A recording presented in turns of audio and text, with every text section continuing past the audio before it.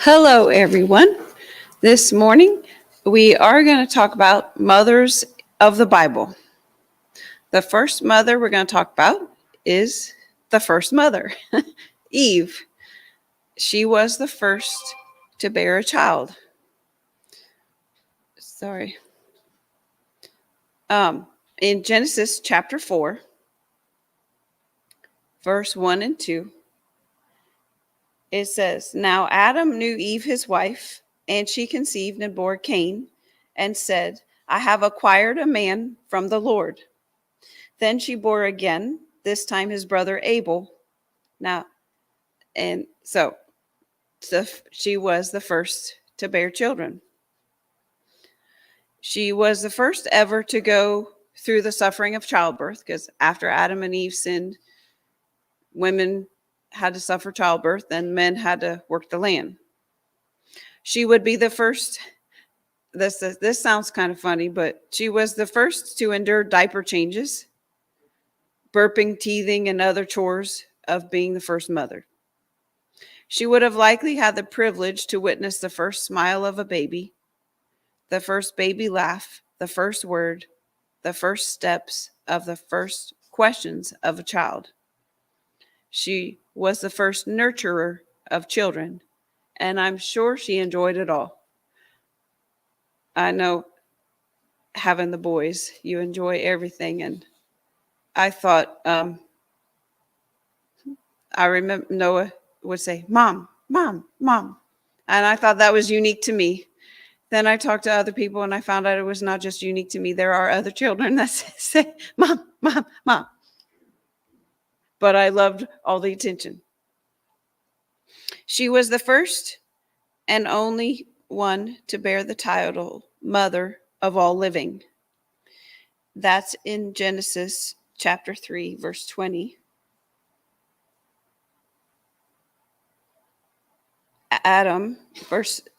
It's Genesis chapter 3, verse 20. And Adam called his wife's name Eve because she was the mother of all living. What a title, right? I can't even imagine. And then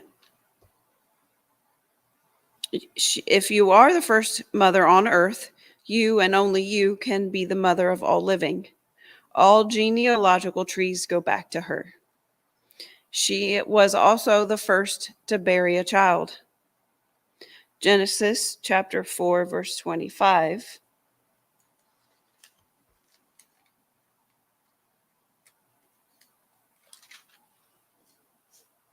And Adam knew his wife again, and she bore him a son named Seth.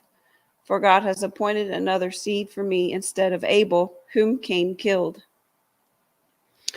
So God granted her another child in place of Abel. Losing her son at the murderous hand of another son would have been hard on Eve as a mother. While enduring childbirth for another son, she held in mind the lost son Abel. She was the mother of firsts in many ways. We can't imagine because we're not Eve, but being the first mother of everyone and losing a son, I can't imagine. But seeing the smile of her first baby it's amazing. Seeing the smile of your first. And then the next, if you have more than one. The next mother we're going to talk about is Sarah. She's the mother in waiting. She, the first bit of information spoken of her was that she was barren. In Genesis 11, verse 30.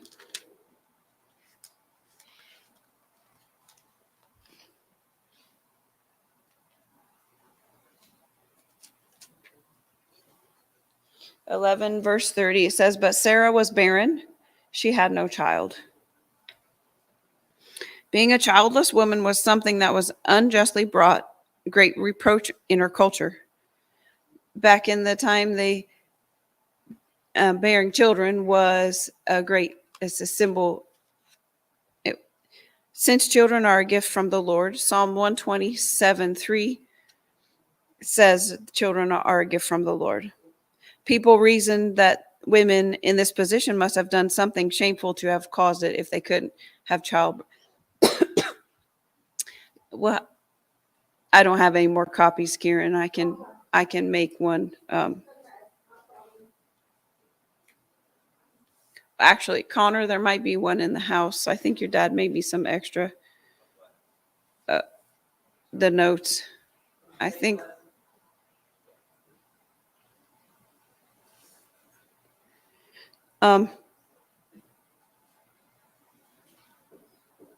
So back then it was a status symbol to have children. For her womb to not have been opened at her age would have caused major stress.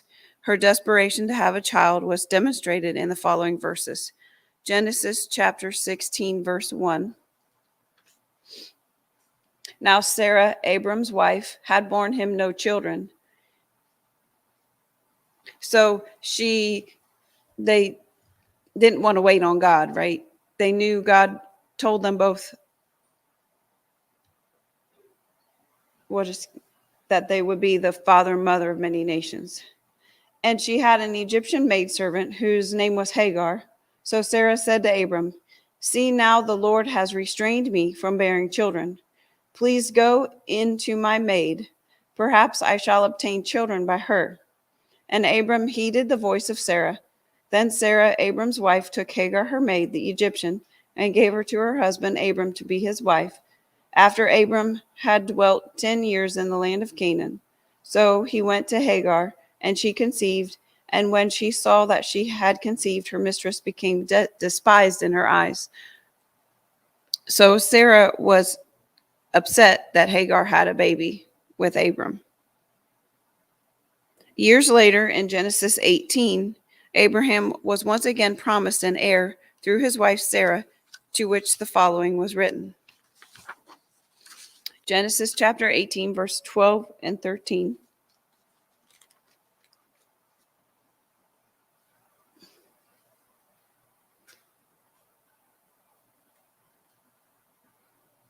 Genesis chapter 18, verse 12 and 13. Therefore Sarah laughed within herself, saying, "After I have grown old, shall I have pleasure, my Lord, being old also?" And the Lord said to Abraham, "Why did Sarah laugh, saying, Shall I surely bear a child, since I am old?" And verse 14 says, "Is anything too hard for the Lord? At the appointed time, I will return to you according to the time of life, and Sarah shall have a son." So, is that amazing, God, what God can do? Though it appeared that she had given up in her old age a dream of having a child, she later regained her hope through faith in God's promise. Hebrews 11:7. I'm going to read.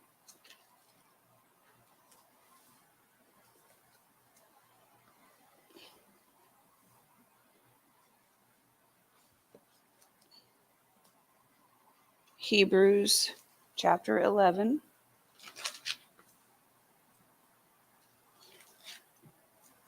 Verse 7.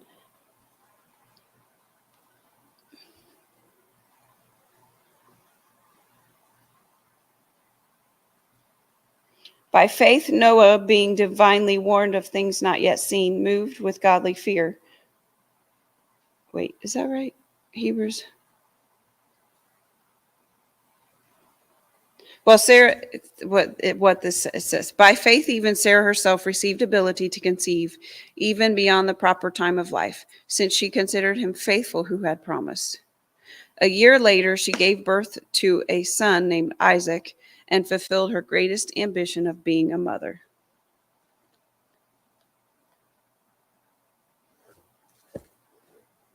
I'm sorry, I had the wrong reference there.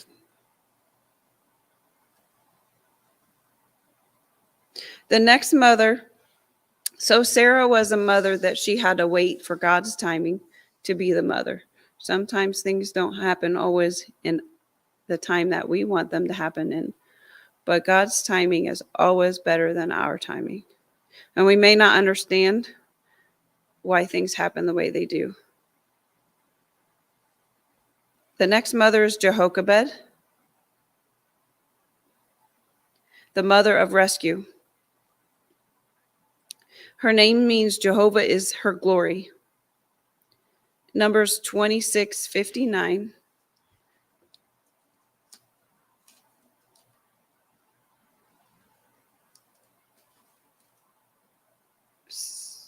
Talks about her lineage. Give me just a second. 26:59.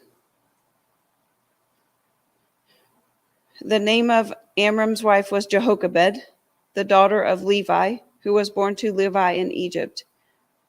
And to Amram she bore Aaron and Moses, their sister Miriam. To Aaron. So Jehoshaphat was the mother of Aaron, Miriam, and Moses. During her early time as a mother, Pharaoh ordered all newborn Israelite males to be thrown into the Nile. And it talks about that in Exodus chapter 1.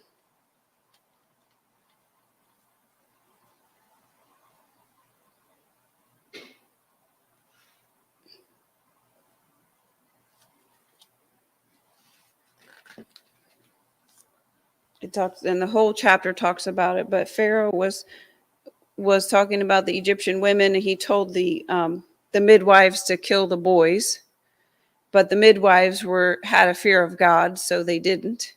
And Pharaoh asked him to come back to him again. He said, "What's going on? Why are they prospering? Why are they having so many babies?" And they said the Hebrew women are not like the Egyptian women. They give birth before we get there. So God gave them the knowledge, the foresight to say they were really there with the women during childbirth, but they told Pharaoh that the women gave birth before they got there. That gave them an excuse. That gave them, Pharaoh, a reason why they didn't kill him. Isn't God amazing? Because they had a reverence. They knew they shouldn't kill the babies. But in verse 22, Pharaoh commanded all his people, saying, "Every son who is born you shall cast into the river, and every daughter you shall save alive." Because he knew, based on, Pharaoh knew that Jesus would be a male and that he would come, the king would replace him. Her son, baby Moses, so we know Moses was born, and at the time he should have been put in the river. But Jehoshaphat knew the importance of her son. Her son, baby Moses, was scheduled for execution by drowning, but she was not going to let that happen. She placed him in a floating basket and sent him down the river, trusting in the glory of God, believing he was going to work things out in the end. Obviously, she was under much stress and made what might be considered a radical decision. With the graces of God, baby Moses was discovered by Pharaoh's daughter within the following text. Exodus chapter 2, verse 6 through 9. And when she opened it, so the Jehoshaphat's, we'll start in verse 5. And then the daughter of Pharaoh came down to bathe in the river, and her maidens walked along the riverside. And when she saw the ark among the reeds, she sent her maid to get it. And when she opened it, she saw the child, and behold, the baby wept. So she had compassion on him and said, "This is one of the Hebrews' children." Then his sister said to Pharaoh's daughter, "Shall I go and call a nurse for you from the Hebrew women, that she may nurse the child for you?" And Pharaoh's daughter said to her, "Go." So the maiden went and called the child's mother. Then Pharaoh's daughter said to her, "Take this child away and nurse him for me, and I will give you your wages." So the woman took the child and nursed him, and the child grew, and she brought him to Pharaoh's daughter, and he became her son. So she called his name Moses, saying, "Behold, because I drew him out of the water." How amazing that is, if you think about it. The man, Pharaoh, wanted all the Hebrew children killed, but his daughter found Moses, and she raised him in Pharaoh's house. God worked it all out for her, that she not only ended up being the nursing mother for her beloved son, she was paid for the privilege because Pharaoh's daughter gave her money. So I think that's just amazing. How God works things out. Hannah, the mother with a vow.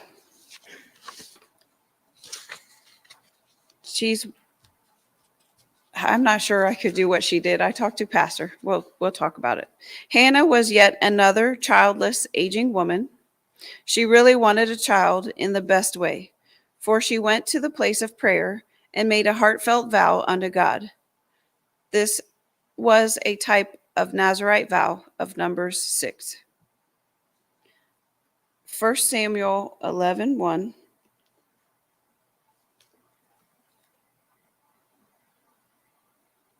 I'm sorry, 1 Samuel 1:11.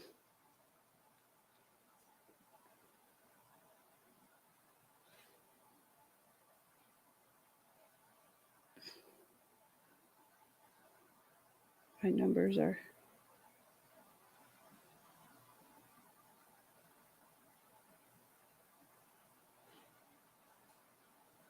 Then she made a vow and said, O Lord of hosts, if you will indeed look on the affliction of your maidservant and remember me, and not forget your maidservant, but will give your maidservant a male child, then I will give him to the Lord all the days of his life, and no razor shall come upon his head. So she wanted a child so bad that she was willing to give him back to the Lord so that he could serve the Lord.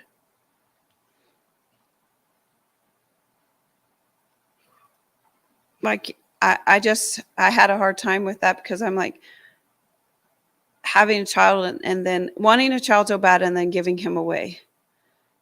I would really struggle with that, but because I would want to be selfish and keep that child for me.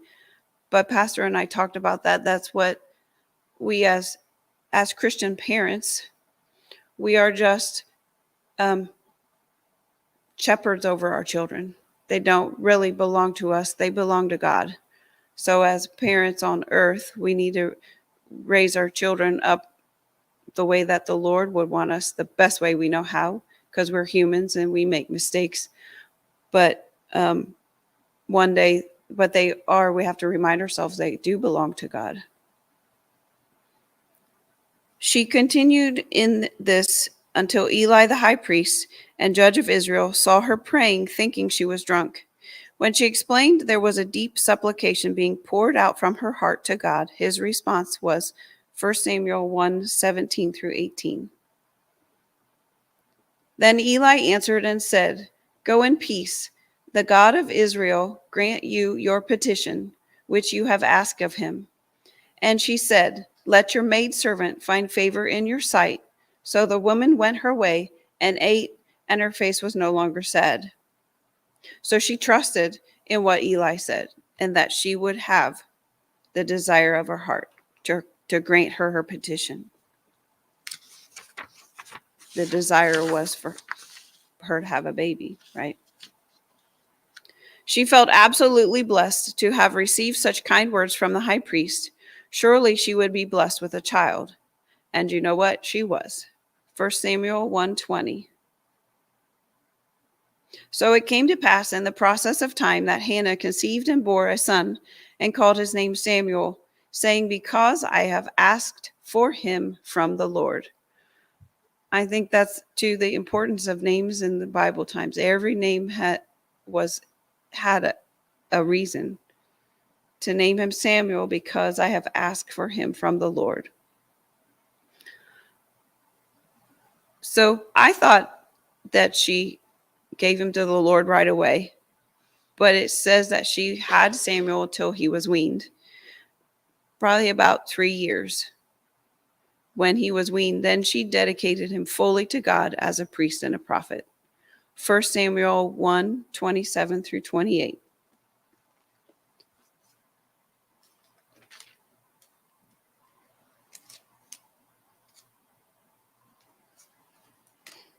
Sorry, I can't turn my page. 1 Samuel, chapter 1, verse 27. For this child I prayed, and the Lord has granted me my petition, which I ask of him. Therefore I also have lent him to the Lord. As long as he lives, he shall be lent to the Lord. So they worshipped the Lord there. He would go on to be one of the godliest figures of the Bible, largely in part to a dedicated mother that saw to it that he was dedicated to God. So she valued the prayer of Levi, right? And she dedicated because she was given her heart's desire. She gave him back to the Lord. And the final mother we're going to talk about is Mary, the mother of Jesus.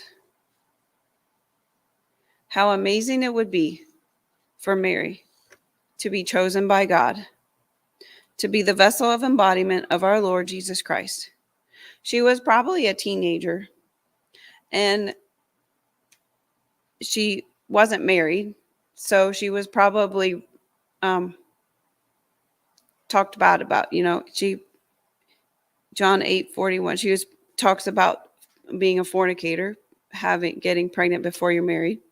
Upon becoming pregnant prior to her marriage to Joseph, Matthew 1:18, yet she willingly felt worthy for such a risk. Luke chapter 1, verse 38.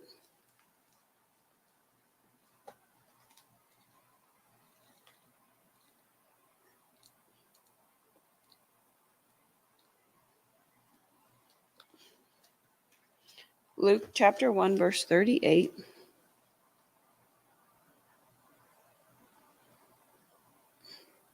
Then Mary said, Behold, the maidservant of the Lord.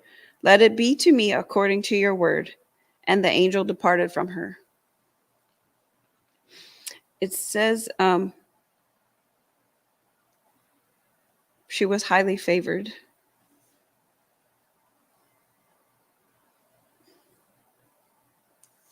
I'm trying to find that verse.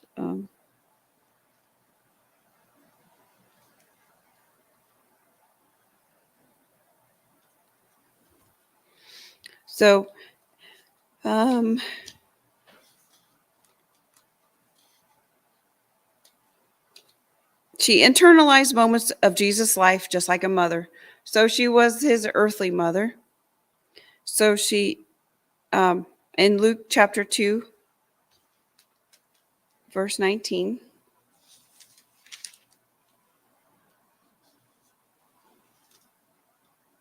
But Mary kept all these things and pondered them in her heart. So she was thinking, she treasured everything she did with Jesus. She treasured it. Luke chapter 2, verse 33.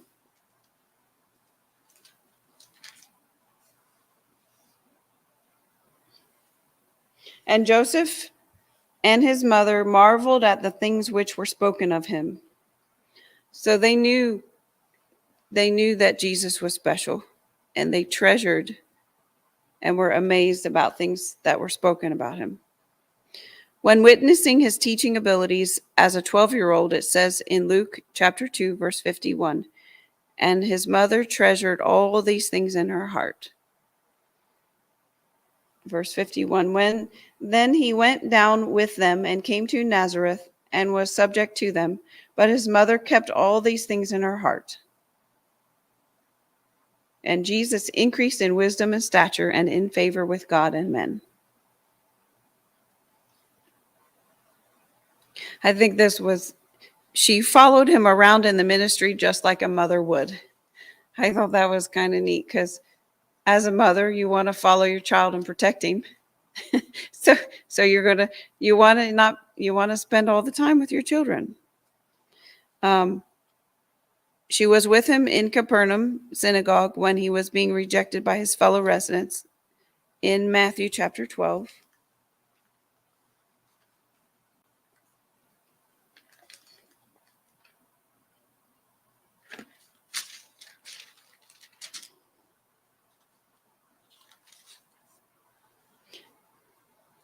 Matthew chapter 12, verse 46. While he was still talking to the multitudes, behold, his mother and brothers stood outside, seeking to speak with him. Then one said to him, Look, your mother and your brothers are standing outside, seeking to speak with you. But he answered and he said to the one who told him, Who is my mother and who are my brothers? And he stretched out his hand toward his disciples and said, Here are my mother and my brothers.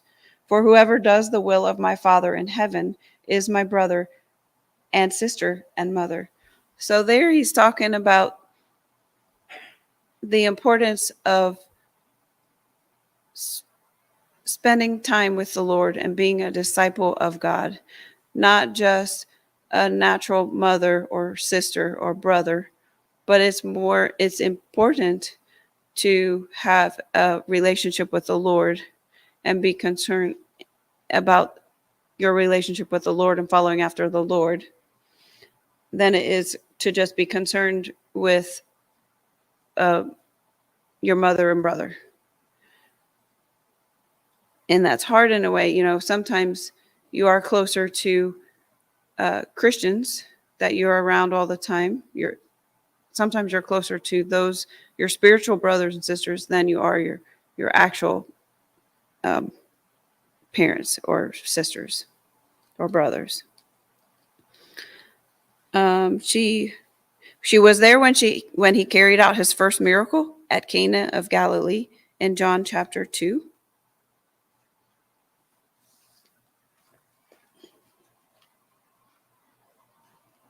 John chapter 2.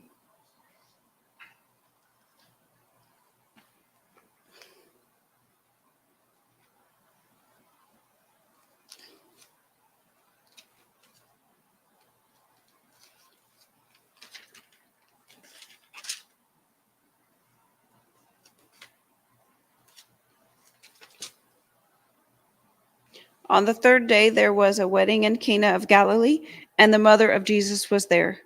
Now both Jesus and his disciples were invited to the wedding. And when they ran out of wine, the mother of Jesus said to him, They have no wine. Jesus said to her, Woman, what does your concern have to do with me? My hour has not yet come. His mother said to the servants, Whatever he says to you, do it. Now there were 6 water pots of stone, according to the manner of purification of the Jews, containing 20 or 30 gallons apiece. Jesus said to them, Fill the water pots with water. And they filled them up to the brim. And he said to them, Draw some out now and take it to the master of the feast. And they took it. When the master of the feast had tasted the water that was made wine, and did not know where it came from, but the servants who had drawn the water knew. The master of the feast called the bridegroom, and he said to him, Every man at the beginning sets out the good wine, and when the guests have well drunk, then the inferior. You have kept the good wine until now. This beginning the signs Jesus did in Cana of Galilee. So even though it wasn't yet his time, he respected his mother and did as she asked. She was there the day that they nailed him to the cross. John chapter 19.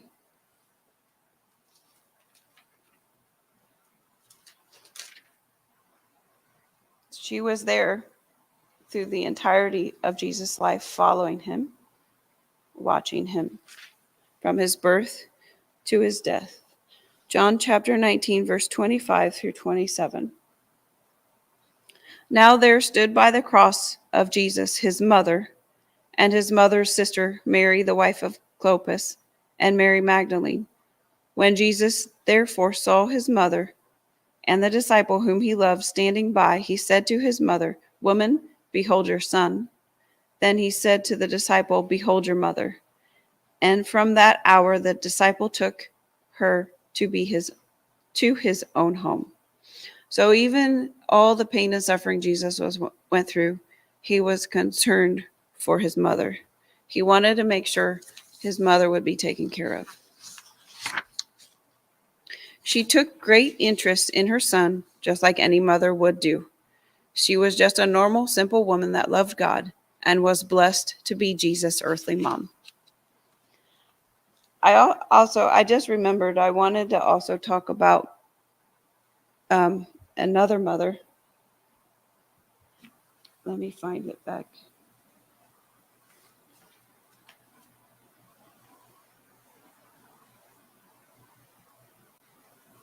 It's in here. I'm sorry, I have it.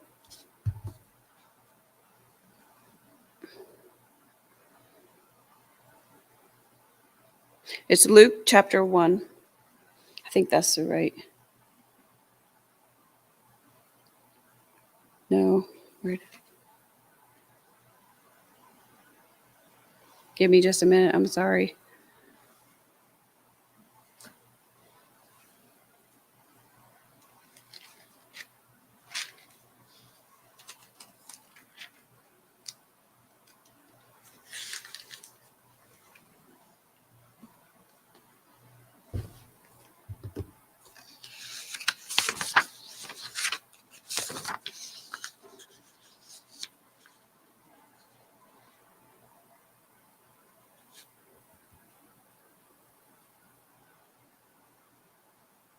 Well, I'm just going to summarize it because I can't find the reference. But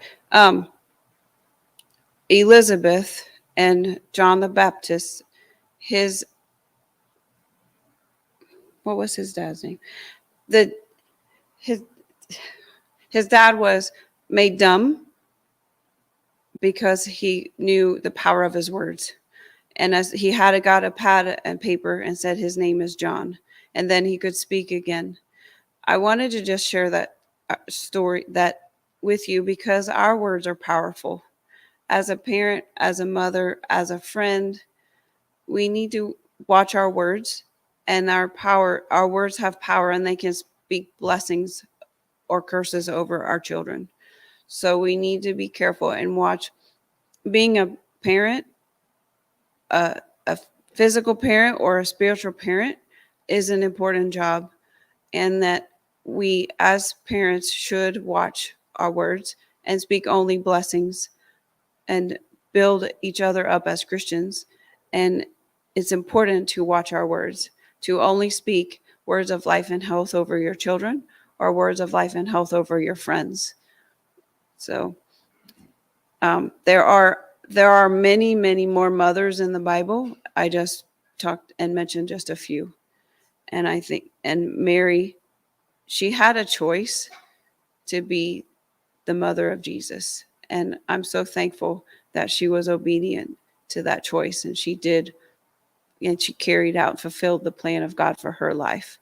Because had she not done that, then we couldn't have access to heaven either. So thank you for listening. Have a great day.